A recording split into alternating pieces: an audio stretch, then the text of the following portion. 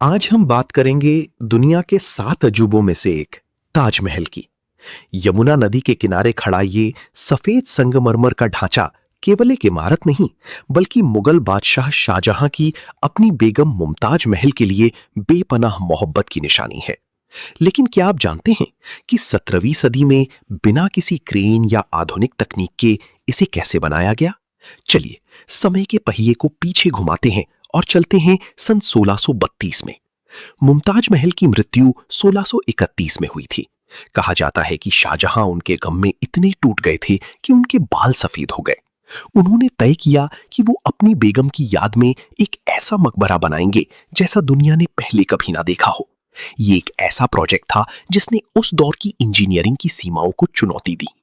ताजमहल की सबसे बड़ी चुनौती थी उसकी जगह। इसे यमुना नदी के किनारे बनाया जाना था, जहां की जमीन रेतीली और दलदली थी। उस समय के इंजीनियरों ने एक अनोखा तरीका अपनाया। उन्होंने जमीन के नीचे कई गहरे कुएं खोदे और उन्हें पत्थरों, मलबे और लोहे से भर दिया।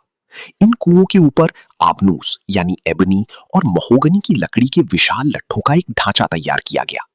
आमतौर पर लकड़ी पानी से सड़ जाती है, लेकिन इन लकड़ियों की खासियत यह है कि इन्हें नमी की जरूरत होती है। यमुना का पानी इस नींव को आज भी मजबूती प्रदान करता है। शाहजहां ने दुनिया के कोने कोने से बेहतरीन चीजें मंगवाई। राजस्थान की मकराना से बेहतरीन सफेद पत्थर लाया गया, श्रीलंका से नीलम, चीन से जेड, तिब्बत से फिरोजा और अफगानिस्तान से लापिस लाजुली जैसे 28 प्रकार के कीमती पत्थर मंगाए गए। इन भारी पत्थरों को लाने के लिए 1000 से ज्यादा हाथियों का इस्तेमाल किया गया। लगभग 20,000 मजदूर और शिल्पकार दिन रात काम करते थे। इसमें ईरान, तुर्की और यूरोप की मुख्य वास्तुकार शामिल थे, जिनमें उस्ताद अहमद लाहौरी का नाम प्रमुख। ताजमहल मुगल वास्तुकला का शिखर है।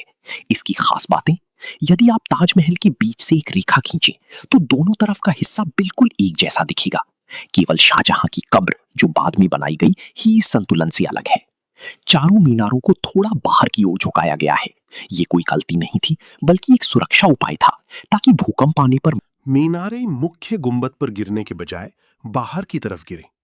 संगमरमर पर की गई बारीक नक्काशी और फूलों में पत्थर जड़ने की कला इतनी सूक्ष्म है कि एक छोटे से फूल में 60 से ज्यादा छोटे पत्थर इस्तेमाल किए गए।